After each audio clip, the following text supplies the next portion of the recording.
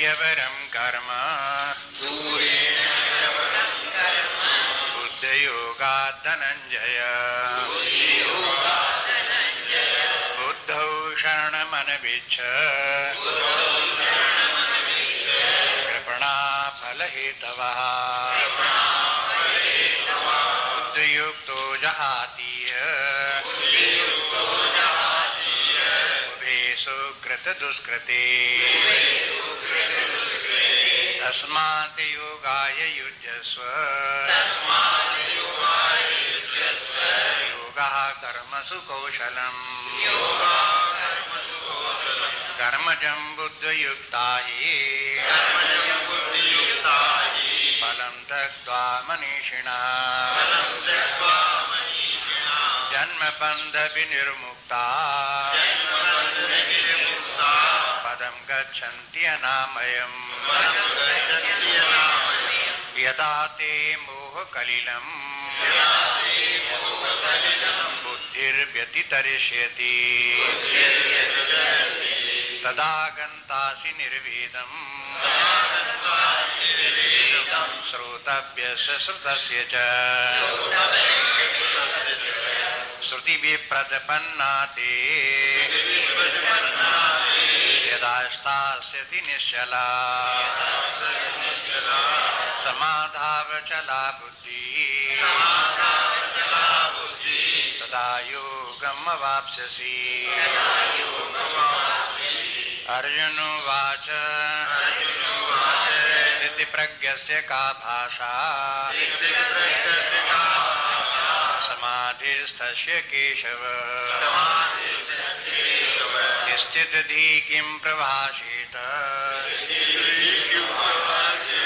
किमासीत व्रजेत किम् स्थितप्रज्ञस्य का भाषा समाधिस्थस्य केशव स्थितधि किं प्रभाषेत किमासीत व्रजेत किम्।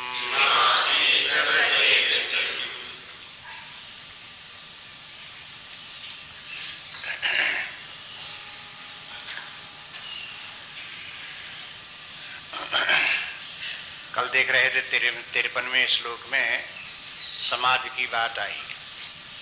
उसी समाधि को लेकर के आगे अब चर्चा चल रही है।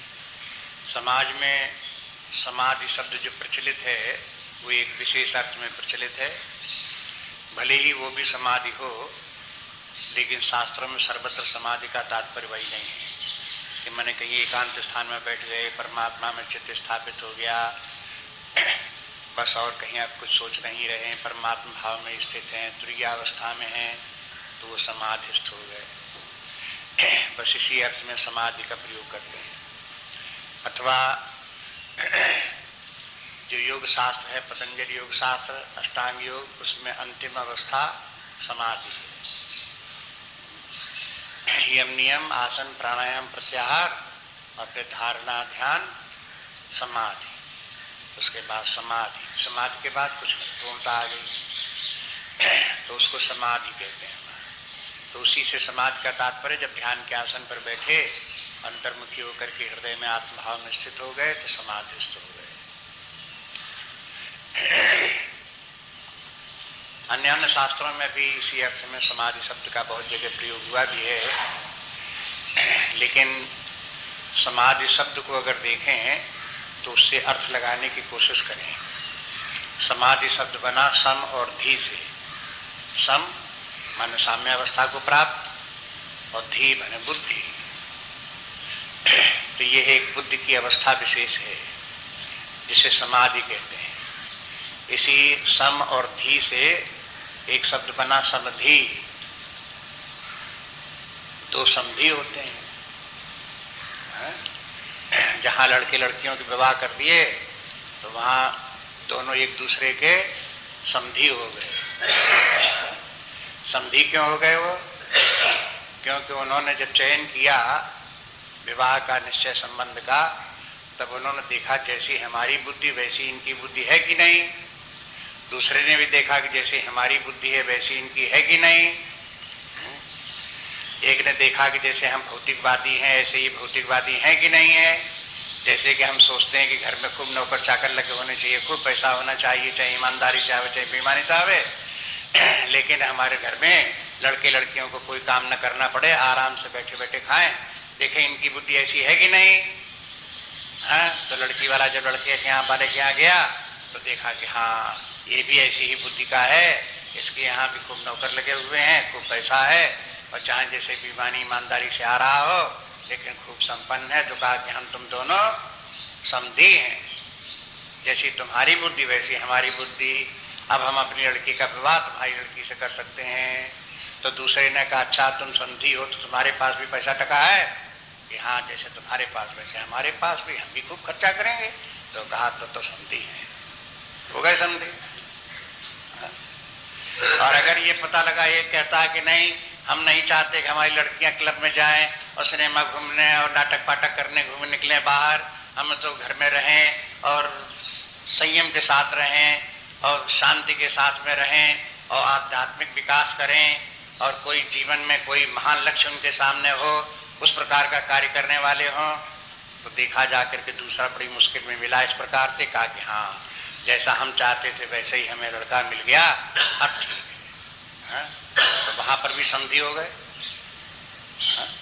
दोनों चाहते हैं कि हम आध्यात्मिक विकास करें, दोनों चाहते हैं कि हम कोई श्रेष्ठ पुरुष बने, मनमहा एक साधारण मनुष्य नहीं बल्कि ऐतिहासिक पुरुष बन जाएं, ऐसे महान व्यक्ति बन जाएं। दोनों ही चाहते थे तो दोनों ही हो गए समधी। और प्राचीन काल से प्रथा यही चली आ रही थी कि भाई ढूंढो समबुद्धि के विचार, लोगों को ढूंढो, वही संबंध करो, और नहीं तो मतभेद पैदा होगा। हाँ? एक घर का लड़का आएगा, दूसरे घर की लड़की आएगी, दोनों की अगर आइडियल से एक से न हुए, दृष्टिकोण जीवन का एक सा न हुआ तो परिणाम क्या होगा? खिंचाता नहीं। वो कहेंगे इधर, वो कहेंगे उधर, वो कहेंगे ये अच्छा है, वो कहेंगे ये अच्छा है। इसलिए समधी होना चाहिए। इससे आपको पता चले कि समधी शब्द कितना महत्वपूर्ण है। समधी, इसी से बना समाधि। समाधि के माने जब बुद्धि ठीक ठिकाने हो। समाधि के माने है जब बुद्धि ठीक ठिकाने हो, अपने स्थान पर ठीक ठीक शांत पूर्वक विराजमान हो, तब उस बुद्धि को कहते हैं समाधि। अब इस समाधि के लिए दो बातें पिछले श्लोक में भगवान ने बता दी थी, 53वें श्लोक में, कि देखो जब यदा स्थास्यति निश्चला, जब बुद्धि निश्चल होकर के स्थित हो जाए, इसी से पता चलता है कि समाधि क्या है। जब बुद्धि निश्चल होकर के यथास्थान स्थापित हो जाए, तो ये बुद्धि की विशेषता, माने गुण बुद्धि में ऐसा आ जाए, योग्यता ऐसी आ जाए, तब उससे फिर क्या होगा? तो समाधु अचला, तब फिर उसको अचल समाधि प्राप्त हो जाएगी। फिर समझने की कोशिश करिए, दो शब्द हैं, एक निश्चला और दूसरा अचला। एक ही श्लोक में दो दो शब्द ठौरे ठौर कैसे आ गए? ध्यान नहीं दिया। खोजते रहो, विचार करते रहो क्या मामला है। यही अध्ययन करने का तरीका। अगर अपनी बुद्धि से समझ में नहीं आता तो व्याख्याएं देखो। देखो कहीं किसी ने लिखा कि निश्चला का अर्थ अचला का अर्थ क्या है? एक साधन है, दूसरा साध्य है। साधन व्यक्ति धर्म के मार्ग पर चलता हुआ, निष्काम कर्मयोग करता हुआ, धीरे धीरे करके सत्वगुण में स्थापित होता हुआ, जब अपनी बुद्धि को श्रेष्ठ बना ले, निर्बल शुद्ध बना ले, तब ऐसी बुद्धि जो है वो हो निश्चल बुद्धि हो गई। सामान्य रूप से व्यक्तियों की बुद्धि चंचल होती है, अनेक आदर्श होते हैं, अनेक कामनाएं होती हैं और बुद्धि स्थिर नहीं होती। एक लक्ष्य जीवन का हो जाए, उसी लक्ष्य में बुद्धि स्थित हो जाए, उसी लक्ष्य को प्राप्त करने के लिए लग जाए, इधर उधर नाना प्रकार के लक्ष्यों में, नाना प्रकार की कामनाओं में बुद्धि भटके नहीं, तो ये बुद्धि की चंचलता का समापन हो गया और बुद्धि एकाग्र हो गई, व्यवसायत्मिका बुद्धि हो गई। अब उसकी प्रशंसा करते आ रहे हैं भगवान। देखो इसी अध्याय में कि व्यवसायत्मिका बुद्धि एक है करुनंदन, कि हे कुरुनंदन, ये है जो बुद्धि है, ये व्यवसायत्मक बुद्धि एक होती है। ये एक बुद्धि जब हो गई तब वो निश्चल हो गई। इसलिए ये बुद्धि निश्चल कैसे बने, इसके उपाय पहले बताते चले आए हैं। उनको सावधानी से नोट करके रखना चाहिए, बुद्धि में बार बार उनको याद रखना चाहिए कि बुद्धि निश्चल कैसे होती है, एकाग्र कैसे होती है, व्यवसायत्मक कैसे बनती है। और फिर उसी प्रकार से ऐसी बुद्धि बनाना चाहिए, क्योंकि यही बुद्धि श्रेष्ठ है। चंचल बुद्धि कुछ श्रेष्ठ नहीं है। नाना प्रकार की कामनाएं रखना, नाना प्रकार के विषय भोगों में लिप्त रहना, इस प्रकार की बुद्धि कोई श्रेष्ठ बुद्धि नहीं है। इसलिए बुद्धि की श्रेष्ठ बुद्धि का लक्षण क्या है और वो कैसे प्राप्त होती है, ये बात पहले ध्यान कर रखें। ये पहली पंक्ति में बता दिया। शुद्ध श्रुत विप्रत बनना के माने हो गया कि जब बहुत बातें आप संसार की सुनते रहते हो या परमार्थ सुनते रहते हो, बुद्धि विचलित रहती है और एक ठिकाने स्थिर नहीं हो पाती, निर्णय नहीं कर पाती है। ऐसी निर्णय रहित स्थिति में, संशयाल बुद्धि में, चंचल बुद्धि में, ये बुद्धि की दुर्बलता है, सबसे बड़ी वीकनेस है। कभी कभी लोगों में ये बुद्धि इतनी ज्यादा चंचल होती है, इतनी ज्यादा चंचल होती है कि हद हो जाती है कि वो एक बात वाक्य कहना चाहते हैं तो उस वाक्य की क्रियापद तक पहुंच नहीं पाते और बुद्धि विचलित हो जाती है। ये तो सब ये जो है व्यक्तियों की घोर दुर्बलता का, बौद्धिक दुर्बलता का कारण। उनको चाहिए कि वो साधना करें और अपने बुद्धि को ठीक बनावें, उसमें बुद्धि में व्यवस्थित बुद्धि बन जाए। इसलिए जो है ये पहले भगवान ने बताया कि ये बुद्धि किस प्रकार से ऐसे बनती है। वहीं से जहां से व्यवसायत्मिका बुद्धि इत्यादि प्रारंभ किया था, वहीं से भगवान बराबर उसी प्रकार की बुद्धि बनाने के लिए कहते रहे कि धर्म के से ऊपर उठो, शुभाशुभ से और ऊपर उठो और अपने कामनाओं का त्याग करो, निष्काम भाव से कर्म करते हुए अपने आप की बुद्धि को सत्वगुणी बनाओ, शुद्ध बुद्धि बनाओ। ये सब साधन बता दिए और फिर ये भी बता दिए जब इसमें सफलता आपको प्राप्त हो जाएगी तब क्या होगा। शीघ्र ही उसके बाद व्यक्ति को अपने आत्मस्वरूप की प्राप्त हो जाएगी, परमात्मा तत्व जो है परम तत्व वो भी प्राप्त हो जाएगा और फिर आपकी बुद्धि उसी परमात्मा में स्थापित हो जाएगी। अब एक बात यहाँ इस प्रसंग में भगवान ने छोड़ दी, वो ये छोड़ दी थी कि अपने आप ये बुद्धि परमात्मा भाव में कैसे स्थापित होगी, उसकी प्रक्रिया क्या होगी। तो वो एक बड़ा प्रसंग था, इसलिए उसको यहाँ छोड़ दिया। आगे कहीं लेंगे उसको, किसी अध्याय में उसका विस्तार सहित वर्णन करेंगे। यहाँ इतना कह दिया कि निष्काम कर्म के बाद व्यक्ति ज्ञान के द्वारा, भक्ति के द्वारा परमात्मा तक पहुंच जाता है, आत्मा तक पहुंच जाता है और आत्म भाव में स्थापित हो जाता है। और जहां यहाँ समाधि के माने शाब्दिक अर्थ में ऐसे लेते हैं, समाधि के माने परमात्मा या आत्मा। जब व्यक्ति की बुद्धि आत्मा में या परमात्मा में स्थित हो गई और अचल हो गई। अब यहाँ अचल के माने क्या है कि सदा आत्मभाव बना रहे है? ऐसा नहीं कभी आत्मभाव कभी देह भाव आ गया, ऐसा नहीं।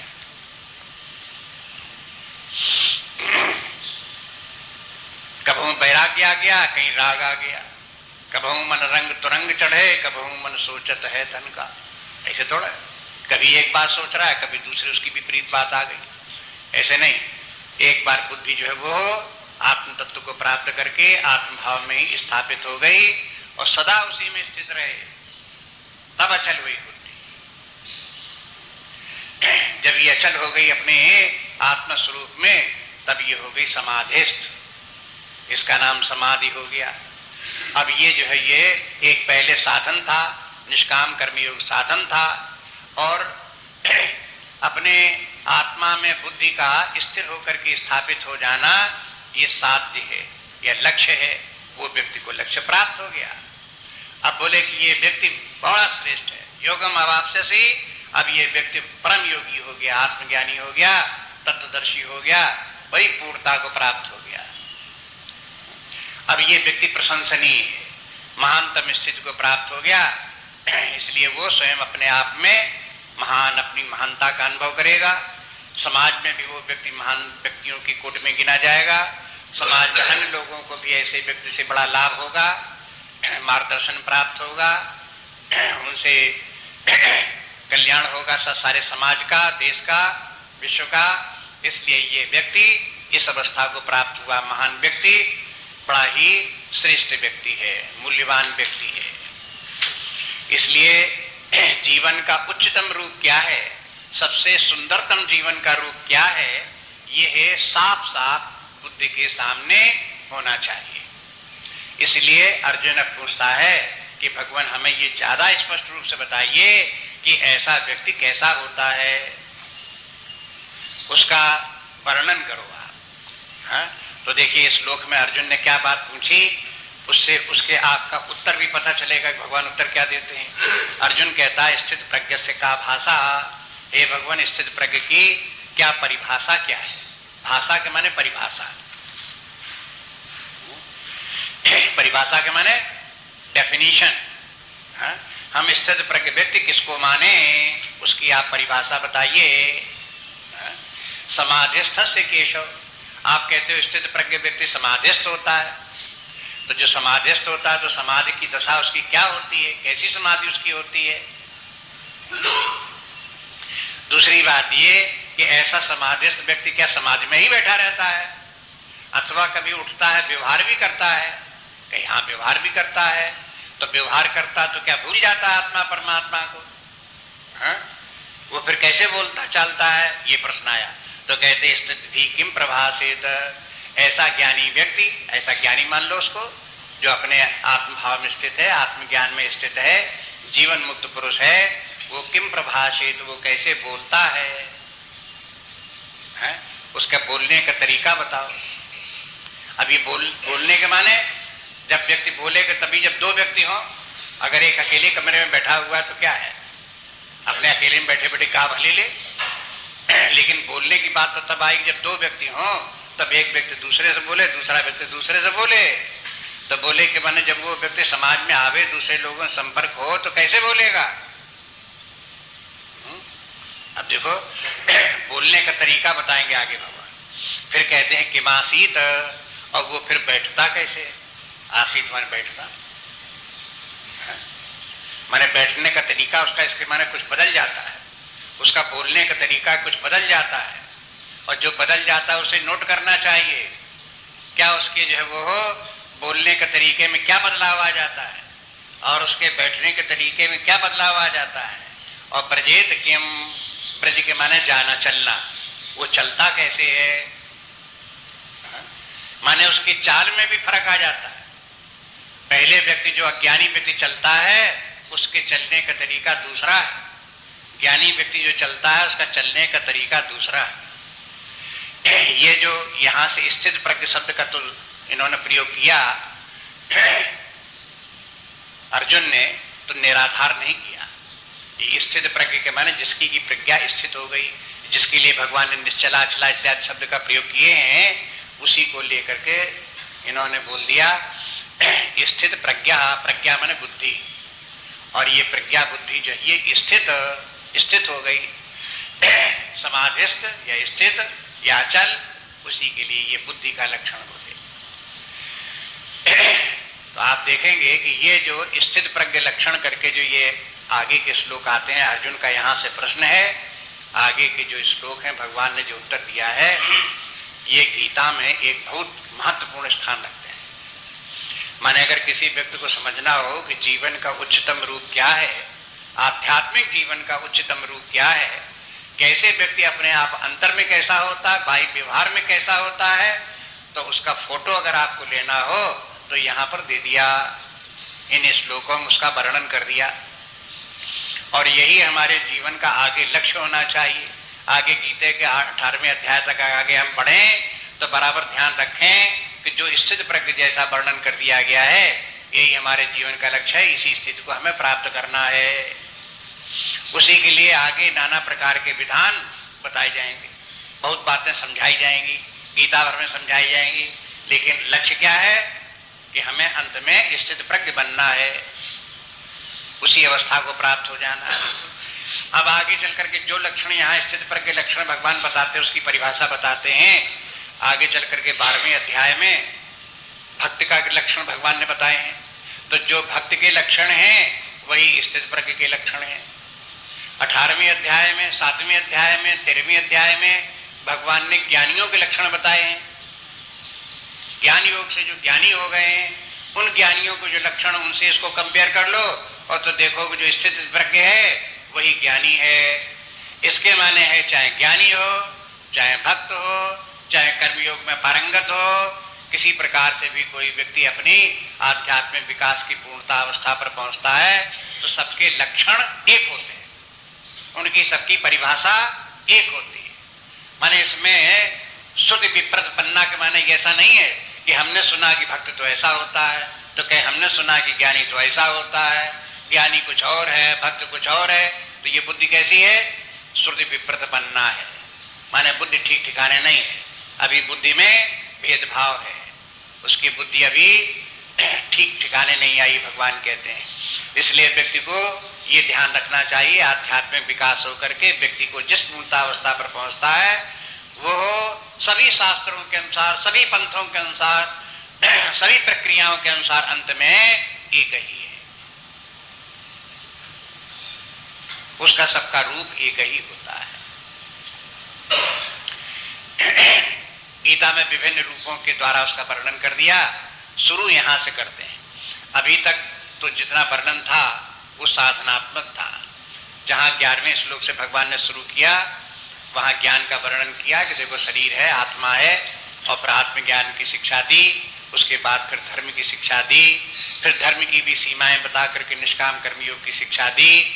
ये सब के सब क्या थे? ये सब के सब साधन थे। उन साधनों को अपनाते हुए यदि कोई केवल दूसरे अध्याय के अनुसार इन साधनों को प्रयोग में लावे, धर्म के मार्ग पर चले, निष्काम कर्मयोग करे, आत्मज्ञान प्राप्त करे, तो फिर अंततः उसका स्वरूप क्या बनेगा? वो व्यक्ति कैसा हो जाएगा?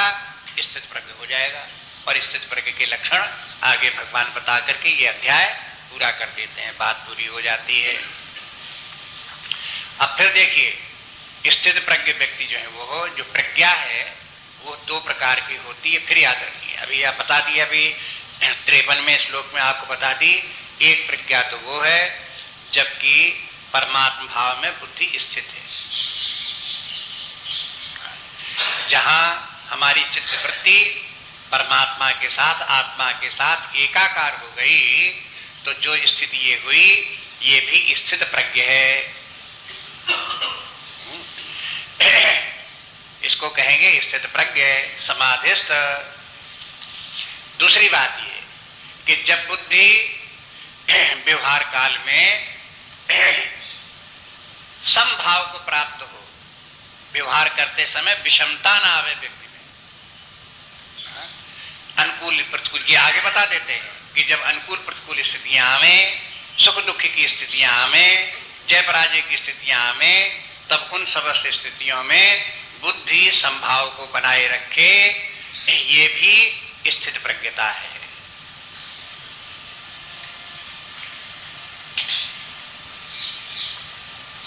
इन दोनों रूपों में अर्जुन ने जो प्रश्न किया, इन्हीं दोनों रूपों में किया कि हमें ये भी बताइए जब चित्त आत्मा में परमात्मा में स्थित होता है और समाधिस्थ होता है तो उस समय स्थित प्रज्ञ कैसा होता है।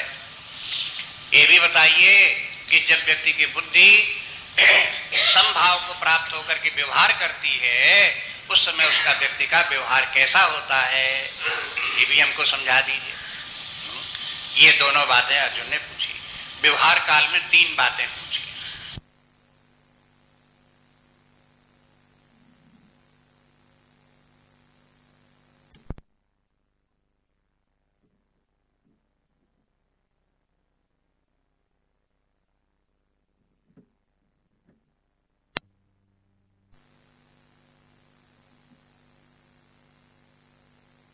ये दोनों बातें अर्जुन ने पूछी।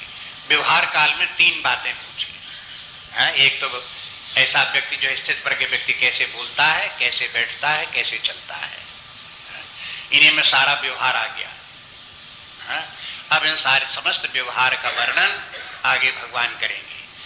तो जिस से अर्जुन ने प्रश्न किया था, उसी क्रम को भगवान याद कर लेते हैं कि अर्जुन का पहला प्रश्न था समाधि के संबंध में, समाधि स्तर से, दूसरा प्रश्न था कैसे बोलता है, फिर तीसरा प्रश्न कैसे बैठता है, चौथा प्रश्न कि वो कैसे चलता है। तो अब देखेंगे आगे सब श्लोकों में आपको यही शब्द भी मिलते जाएंगे या इन्हीं का तात्पर्य संकेत मिलता जाएगा और इसी क्रम से आगे बढ़ते जाएंगे। स्थित प्रज्ञ के ऊपर विनोबा जी की एक पुस्तक है, विनोबा स्थित प्रज्ञ दर्शन के नाम से है, वो पढ़ने लायक पुस्तक है। उसमें जिस समय विनोबा जेल में थे, उन्होंने वहां पे जेल में ही लोगों को, जो तमाम बंद थे, उन सब लोगों को स्थित प्रज्ञ का ये प्रवचन वहां किए हैं। तो जो प्रवचन थे टेप किए गए, लिख लिए गए, उसके बाद पुस्तकाकार रूप में उपलब्ध हुए। तो वो स्थित प्रज्ञ के, वैसे तो उनकी एक गीता प्रवचन नाम से एक पुस्तक है, तो वो तो पूरी गीता के ऊपर उनका प्रवचन है, और एक है स्थित प्रज्ञ दर्शन, वो अलग पुस्तक है, वो उसमें उसके अंतर्गत नहीं है, गीता प्रवचन के अंतर्गत, वो अलग से है स्थित प्रज्ञ दर्शन, वो अलग से देखनी चाहिए इसी प्रसंग में। स्थित प्रज्ञ के ऊपर और दूसरी कोई पुस्तक हमने नहीं देखी कि केवल स्थित प्रज्ञ के ऊपर अलग से हो। समस्त गीताओं में जहाँ कहीं व्याख्या आती है वहां तो आती है, लेकिन विनोबा की एक अलग से पुस्तक इसी प्रसंग पर है। अब आप देखिए आगे से श्लोक भगवान क्या बताते हैं। श्री भगवानुवाच प्रजहाति यदा कामान् सर्वान् पार्थ मनोगतान् आत्मन्येवात्मना तुष्टः स्थित प्रज्ञस्तदोच्यते। प्रजहाति यदा कामान् सर्वान् पार्थ मनोगतान् आत्मन्येवात्मना तुष्टः स्थित प्रज्ञस्तदोच्यते।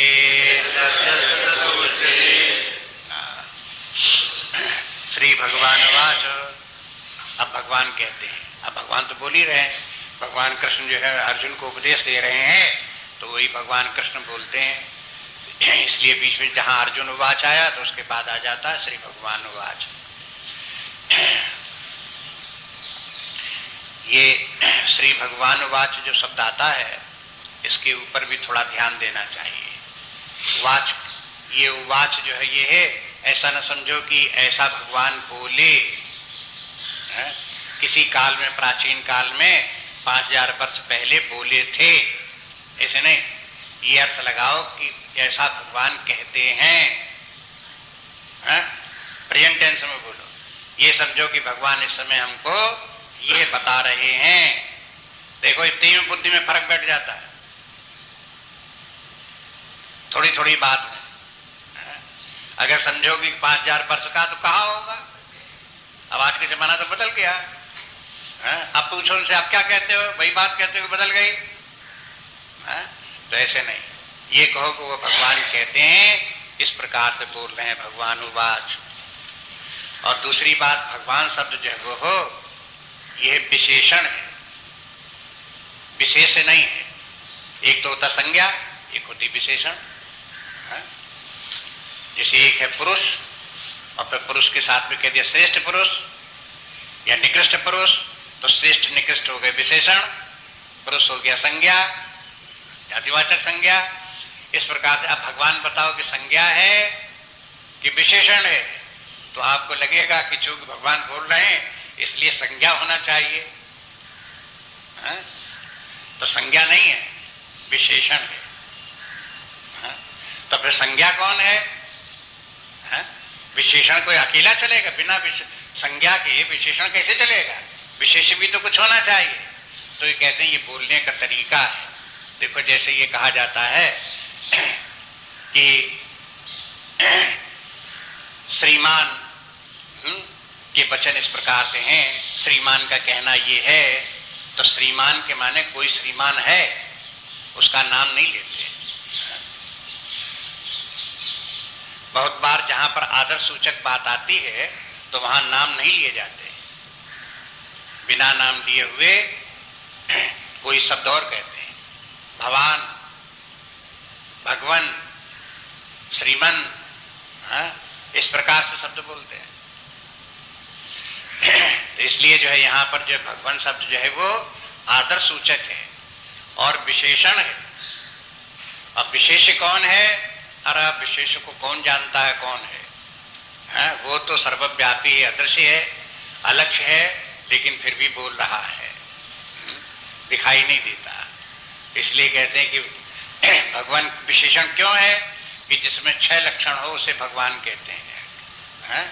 अब अन्यत्र देख लेना, व्याख्याओं बार बार आता रहता है। इस प्रकार से जहां पर ये 6 लक्षणों से युक्त जो है वो हो, 6 लक्षण जो है, लक्षण क्या होते हैं? गुण हैं, जो जिसमें कि 6 गुण हो वो भगवान है। तो 6 गुणधारी करके जिसको बोलेंगे वो भगवान बोल देंगे। 6 गुण विशेषण है तो भगवान शब्द भी विशेषण है, विशेषण है। जिसमें 6 गुण हो वो विशेष होगा, जिसमें भगवत्ता हो वो भगवान करके उसका विशेषण लगाया जाएगा उसके साथ में। इसलिए श्री भगवान वाच, माने वो परमात्मा जो षटगुण संपन्न है वो हमसे इस प्रकार से बोल रहा है, साक्षात प्रत्यक्ष बोल रहा है। इस प्रकार ध्यान रखो। और ये जो इस समय की स्थिति जो आगे भगवान बोल रहे हैं, ये एक समझो कि परावाणी है, वो बोल रही है। एक होती है बैक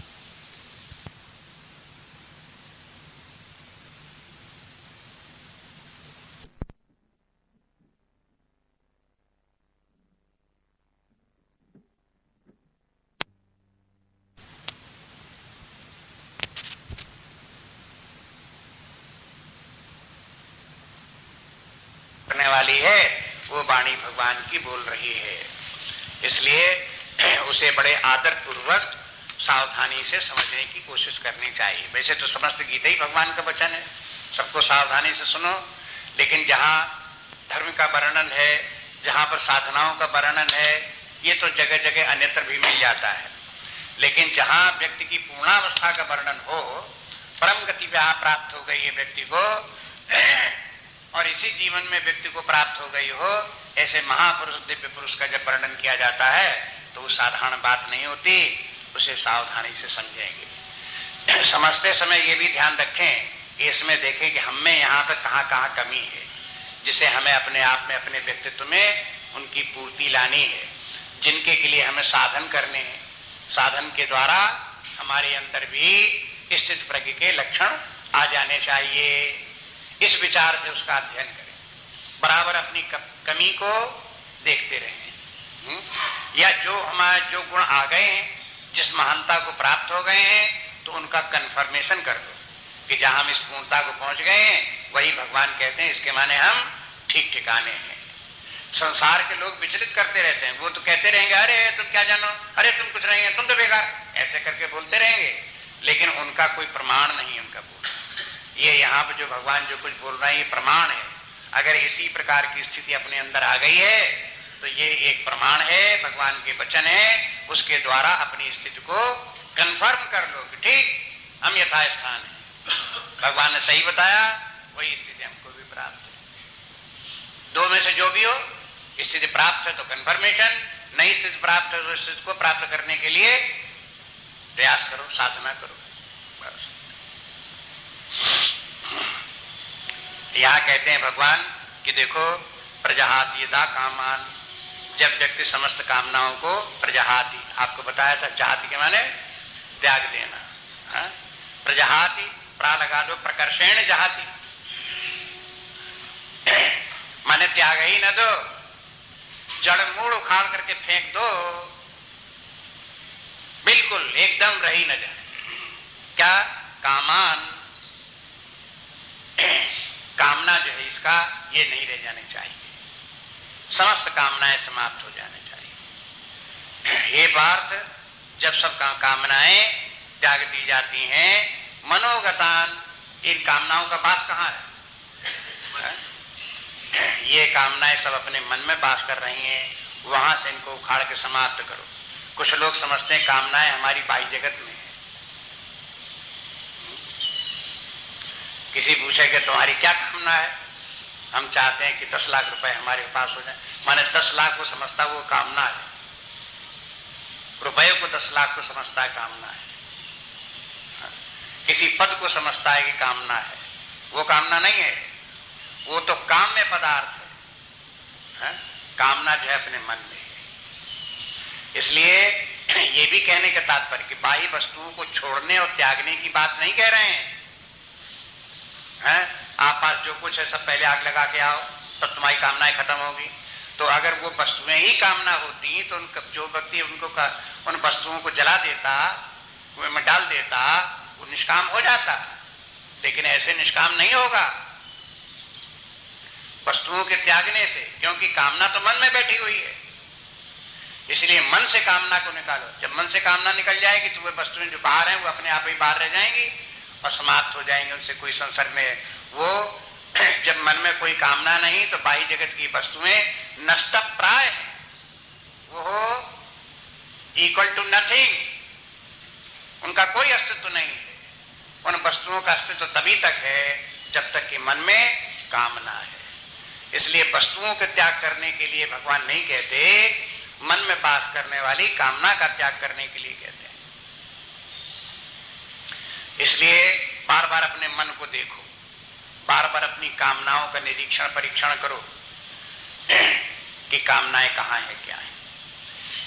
अब आप देखेंगे कि कामनाएं जो है वो अगर सामान्य रूप से देखें तो यहाँ इन वासनाओं के अर्थ में देखें तो तमोगुणी कामनाएं भी होती हैं, रजोगुणी कामनाएं भी होती हैं, सतोगुणी भी कामनाएं होती हैं। तमोगुणी कामनाएं सबसे निकृष्ट हैं, रजोगुणी कामनाएं भी हीन हैं, सत्वगुणी कामना कुछ अच्छी हैं, लेकिन ये भी अंततः त्याज्य है। तीनों प्रकार की कामना त्याज्य है। फिर कामनाएं कैसी हैं? कामना को तृष्णा भी कहते हैं,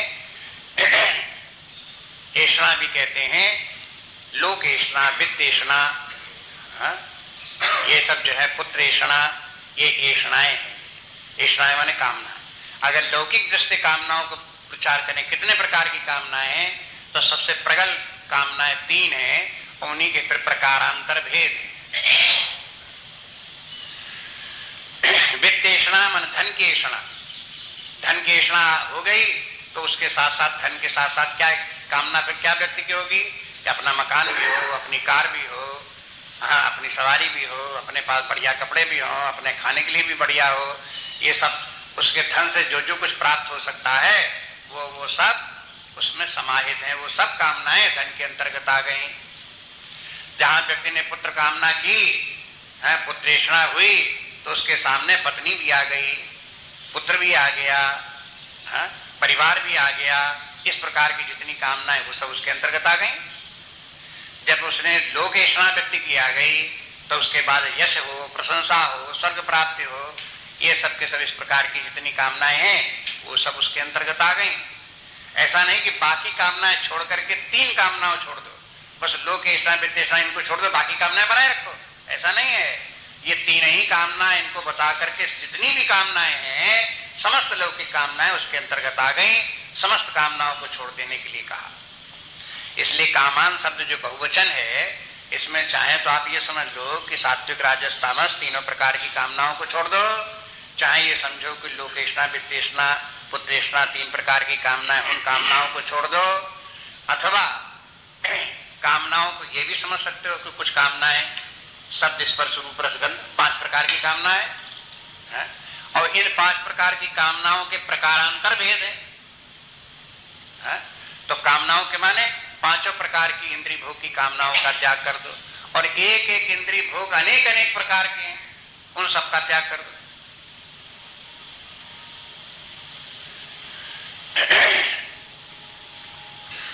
ये तात्पर्य माने कामनाएं जो हैं जितने प्रकार की हैं वो कामनाएं सब छूट जानी चाहिए। इसलिए एक बात यहां पर ये ध्यान में रखें कि देखो पंचदशी में इस कामना की परिभाषा दी गई। कामना किसे कहते हैं? वहां ये कहते हैं अहंकार चिदात्मानो एकीकृत अविवेकता इदम में स्यात् इदम में स्यात् इति इच्छा काम शब्दिता। यह इति इच्छा काम शब्दिता, इस इच्छा का नाम काम है। कौन सी इच्छा का नाम काम है? तो देखो स्थिति क्या हुई, अहंकार चिदात्मानम, अहंकार और चिदात्मा यद्यप अपना स्वरूप आत्मा है और अहंकार इधर है, लेकिन आत्मा ने अहंकार से तादात्म्य कर लिया, आत्मा का ज्ञान रह नहीं गया, अहंकार में ही अहम बुद्धि आ गई। और ऐसा व्यक्ति जब ये माने अहंकार हो कामना के साथ में और एक ही करते अविवेकता और अज्ञान भी हो, अज्ञान माने आत्मज्ञान न हो, अहंकार देह भाव यही प्रबल हो, ये अज्ञान की अवस्था भी हो, तब इदम में स्यात्, इदम में स्यात्, मुझे ये प्राप्त हो जाए, ये प्राप्त हो जाए, ये बन जाए, ये मिल जाए, ऐसा हो जाए, वैसा हो जाए, इस प्रकार के जो बार बार मन में वृत्तियां उत्पन्न होती हैं, इनको कहते हैं इच्छा काम शब्दता। इसी का नाम कामना है। ये काम शब्द वैसे हिंदी में आकर के सेक्स के अर्थ में प्रयोग होने लगा, वो केवल ये बहुत ही सीमित अर्थ में हो गया, वो तात्पर्य नहीं है। संस्कृत में आपको इसीलिए परिभाषा सुना दी कि किसी प्रकार की संसार की कामना, विद्वेषणा, लोकेषणा किसी प्रकार की हो, वो सब जितनी भी भोग पदार्थों की कामनाएं हैं, उन सब कामनाओं को काम शब्द से बोलते हैं। काम शब्दिता, ये सब काम है। इसलिए शब्द को थोड़ा व्यापक बनाओ, संस्कृत के अर्थ में इसको, इसके तात्पर्य को ध्यान में रखो। माने काम को छोड़ दो, तो काम के छोड़ देने के माने ये नहीं कि सेक्स छोड़ दिया तो बस हो गई, काम छोड़ दिया और छुट्टी हो गई और दुनिया भर की तमाम प्रकार की कामनाएं बनी रही, ये शास्त्र का प्रयोजन नहीं है। समस्त कामनाओं का त्याग कर दो, जिनमें कि सेक्स एक छोटी सी कामना वो भी है, बस उन सब का ये त्याग कर दो। इस प्रकार से कहते हैं कि प्रजाहात यथा कामान, जब व्यक्ति समस्त कामनाओं का त्याग कर दे।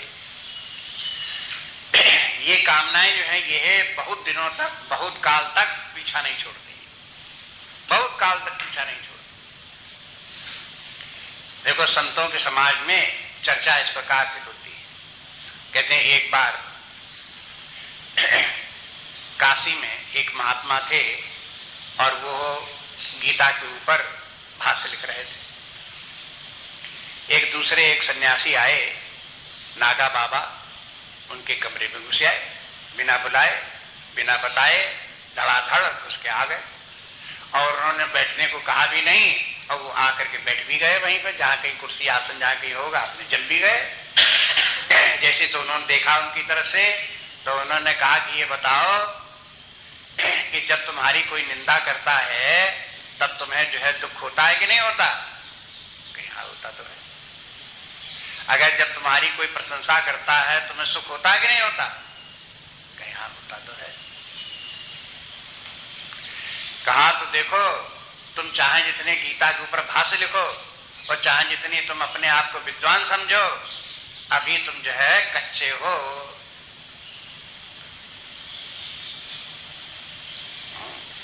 कई महाराज फिर क्या करें? कहा कि उपासना करो, भगवान कृष्ण का अनुष्ठान करो। देखो तुमको हम मंत्र बताते हैं, तो उन्होंने भगवान कृष्ण का वही 12 अक्षर मंत्र बता दिया कि लो उसको 6 महीने अनुष्ठान करो, तब तुम्हारी ये जो है समस्या तुम्हारी हल होगी। और ऐसा कहकर भाग गए। अब चाहे भगवान ही आए हो और चाहे कोई महात्मा के हृदय में भगवान ने ऐसी भाव कर दिया हो, वो आए इस प्रकार से बोल करके चले गए। उसके बाद उन्होंने 6 महीने अनुष्ठान किया, लेकिन उनको लगा कामनाएं अब भी हैं, अब भी सुख दुख होता है, अनुकूल प्रतिकूल परिस्थितियां अब भी बाधित करती हैं। तो उन्होंने सोचा एक बार अनुष्ठान में हो सकता कहीं गलती हो गई हो, भावना में कुछ कमी रह गई हो, तो दोबारा एक बार फिर 6 महीने का अनुष्ठान किया। 6 महीने का अनुष्ठान करने में अब उन्होंने बंद कर दिया, लिखना जो लिख रहे थे वो लिखना बंद कर दिया, अनुष्ठान करने लगे। फिर 6 महीने का अनुष्ठान किया। 6 महीने फिर बीत गए, फिर भी देखा कि अंतर बहुत कम पड़ा है। मान लो अंतर पड़ा भी हो तो बहुत कम अंतर पड़ा है, कोई विशेष अंतर नहीं दिखाई दिया। तो उनको लगा कि इसके माने फिर हम तो कच्चे ही रह गए, अनुष्ठान से भी कुछ नहीं हुआ। तो वहां से वो कहीं दूसरे स्थान चले गए, कहीं बनारस से छोड़ करके कहीं दूसरे स्थान पर निकल पड़े। वहां से जब व्यक्ति का मन अशांत होता तब चल देता है, क्या चलो हटाओ भाड़ो भागो, तो स्थान छोड़ करके वो भी कहीं चले गए। जब गए स्थान पर जा रहे थे, रास्ते में तो एक व्यक्ति मिला उनको, एक मिला चमार एक व्यक्ति। वो कहने लगा, महाराज जी आप कहाँ जा रहे हो? अरे क्या बताओ कहाँ जा रहे हैं, हमारे ठिकाने नहीं है। कहा कि अरे बस 2 बार 6-6 महीने तुमने अनुष्ठान किया, इतनी देर में तुम परेशान हो गए। कि तुम्हें कैसे मालूम? कहे कि हमको एक भूत सिद्ध है, उसने मुझे बता दिया कि देखो तुमने 2 अनुष्ठान किए और तुम जो है उसको जो है अभी तक तो तुम्हें भगवान के दर्शन हुए और न तुम्हारा जो है काम सिद्ध हुआ। तो उन्होंने कहा कि तुमको ये भूत सिद्ध है तो अच्छा ऐसा करो कि हमें भूत का ही दर्शन करा दो। भगवान नहीं मिलते न मिलते, कम से कम भूत तो मिले, हमने तो आज तक भूत भी नहीं देखा। उन्होंने कहा अच्छा हम देखो तुम्हें भूत का तुम्हें बताते हैं, उसका जो तुम इस प्रकार से उसकी पूजा करो, इस प्रकार से अनुष्ठान करो, तुम्हें भूत मिल जाएगा। तो वो उसी गांव में ठहर गए और भूत का अनुष्ठान करने लगे। अब भूत का अनुष्ठान किया, जितने बताया तुमने महीने 2 महीने 3 महीने 4 महीने तक अनुष्ठान किया, और जब वो भूत फिर भी नहीं उनके सामने आया, प्रकट ही नहीं हुआ, तब इन्होंने शिकायत की, जैसा तुमने बताया तो वैसे हमने अनुष्ठान किया, कि भूत तो हमको नहीं दिखाई दिया। कहे कि हमने भूत से पूछा था, तो भूत कहने लगा कि भाई इन्होंने तो भगवान की आराधना 2-2 अनुष्ठान किए हैं 6-6 महीने के, तो ये तो बड़े श्रेष्ठ है, इनके सामने भला हम कैसे आ सकते हैं? जब हम आने, जब ये बुलाते जरूर हैं, लेकिन जब हम इनके सामने जाने लगते हैं तो हमारा शरीर जलने लगता है, हमें बड़ी तकलीफ होती है, तो हम इनके सामने नहीं जाते। ऐसा कहो इनसे, जो ये हमसे जानना चाहते हैं वो तुमको हम बता देते हैं, इनसे कह दो कि 1 बार और 6 महीने का अनुष्ठान करो, अब की बार तुम्हारा काम सिद्ध हो जाएगा। हाँ? तो उन्होंने कहा कि अच्छी बात है। तो ऐसे जब बता दिया तो फिर वो अपने चले गए, लौट करके बनारस में फिर आए। 6 महीने का फिर उन्होंने अनुष्ठान किया। कहने का तात्पर्य ये है कि देखो ये कथा से कि व्यक्ति के मन में कामना रहती है। क्या कामना रहती है? संपत्त तजना सहज है, सहज प्रिया का ने, और मान बड़ाई ईर्षा दुर्लभ तजना। देखो धन छोड़ देना आसान है, पत्नी को छोड़ देना आसान है, संन्यास ले लेना आसान है, विरक्त हो जाना इन सब बातों से आसान है, लेकिन मान बड़ाई ये सब, ईर्षा, दूसरे का सम्मान हो रहा हमारा नहीं हो रहा है, ईर्षा, व्यक्ति चाहता है कि हमने सब छोड़ दिया, अब कोई सम्मान भी ना करे हमारा, है? इतना त्याग करने के बाद में सम्मान भी ना करे जरा, फिर क्या फायदा हुआ? छोड़ माने अभी कामना छूटी है।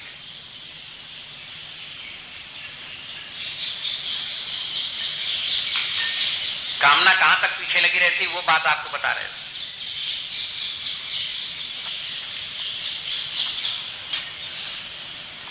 इसलिए आपका केवल जिनको हमने गिनती गिना दी इन कामनाओं के कि 3 प्रकार के इच्छाएं उनको छोड़ दो, या 5 प्रकार के विषय हैं उनको छोड़ दो, इतने मात्र से कामना नहीं है, कामना और भी है। और ये कामना भी कि हमारा भी सत्कार हो, हमारा भी सम्मान हो, ये कामना का वास कहाँ है? मन में ही है, मन ही तो चाहता है। इसके मन सब कामनाएं कहाँ हैं? अपने आप देखो।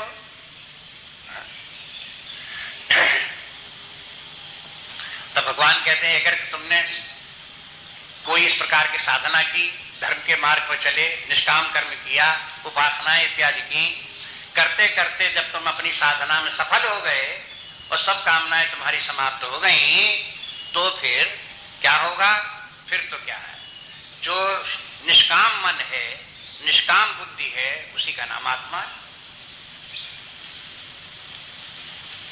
उसी का नाम आत्मज्ञान है, उसी का नाम परमात्मा की प्राप्ति है।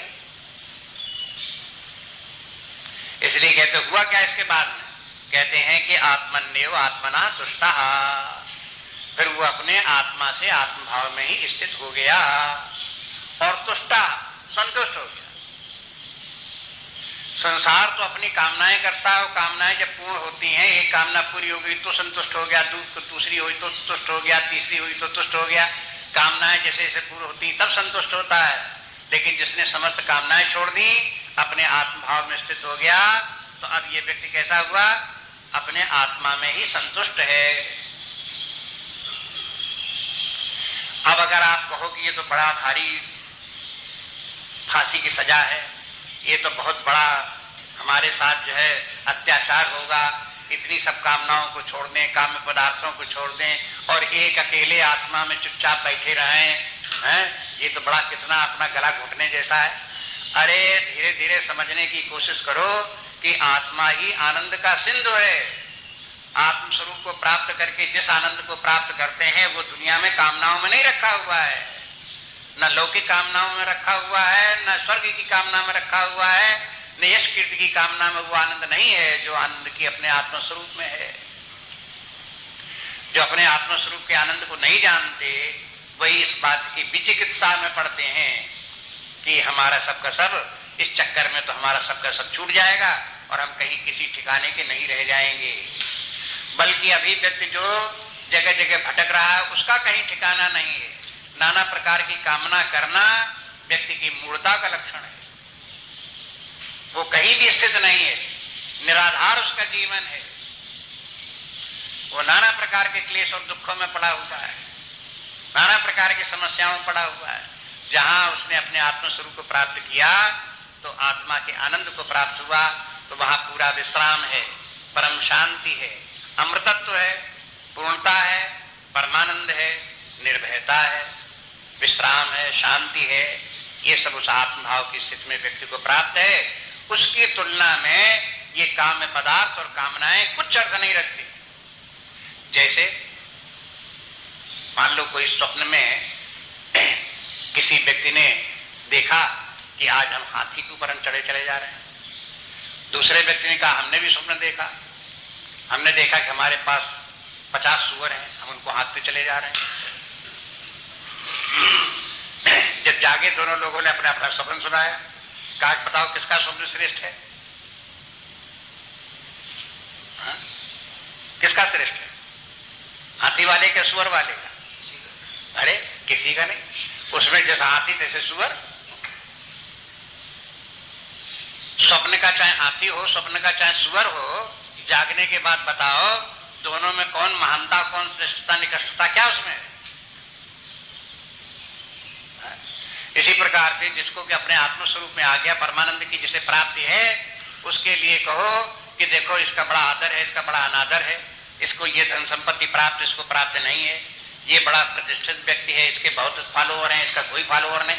अरे दुनिया भर की इस प्रकार की बातें करो तो वैसे आत्मस्थित व्यक्ति के लिए उनका क्या मूल्य है? वो अपने आत्म स्वरूप में मन जाग गया, महाजागरण की अवस्था में आ गया। उसे साफ साफ दिखाई देता है कि दुनिया में न कुछ श्रेष्ठ है, न कुछ निकृष्ट है, न कुछ भला है, न कुछ बुरा है, न कुछ है अपना है, न पराया है, न उसमें कुछ काम्य है, न त्याज्य है, न ग्रहणीय है। सब खोखला है, सब निस्सार है। एक आत्म तत्व ही एकमात्र सत्य है। जो व्यक्ति इस प्रकार से अपने आत्म भाव में स्थित होकर के संतुष्ट हो गया और विश्राम प्राप्त कर गया, स्थित प्रज्ञस्तदोच्यते। बस ये परिभाषा हो गई, उसी को स्थित प्रज्ञ पुरुष कहते हैं। आप याद करो कोई भी परिभाषा कैसे बोली जाती है? जब भी कहा जाता जो ऐसा ऐसा हो, जैसे मान लो गाय की परिभाषा बता दी। गाय 4 पैर वाला एक ऐसा पशु है जिसके की गले में झालर होती है, उसे गाय कहते हैं। तो पहले एक जाति बतानी पड़ती, फिर एक विशेषता बतानी पड़ती है और फिर उसके बाद में उसकी परिभाषा पूरी हो जाती है। बस इसी प्रकार से यहां भी परिभाषा हो गई है। समाधिस्थ पुरुष की परिभाषा क्या है, ये पहले अर्जुन ने पूछी थी, वो एक ही श्लोक में पूरी हो गई। वो मनुष्य जिसने की समस्त कामनाओं का त्याग करके, माने कामनाओं का त्याग के माने अविद्या का भी त्याग हो गया, अहंकार का भी त्याग हो गया, मोह का भी त्याग हो गया और फिर वो व्यक्ति अपने आत्म स्वरूप को प्राप्त हो गया और प्राप्त करके उसमें संतुष्ट हो गया कि माने क्या है कि उसमें आत्मा के आनंद की, जो आनंद समुद्र है आत्मा का, उसे वो उपलब्ध हो गया। उस आनंद में वो मग्न है, उसी में रमण कर रहा है, उसी में मग्न है। ये स्थिति उस व्यक्ति को प्राप्त हो गई है। इसको कहते हैं ये व्यक्ति स्थित प्रज्ञ। ऐसे व्यक्ति को बोलेंगे स्थित प्रज्ञ।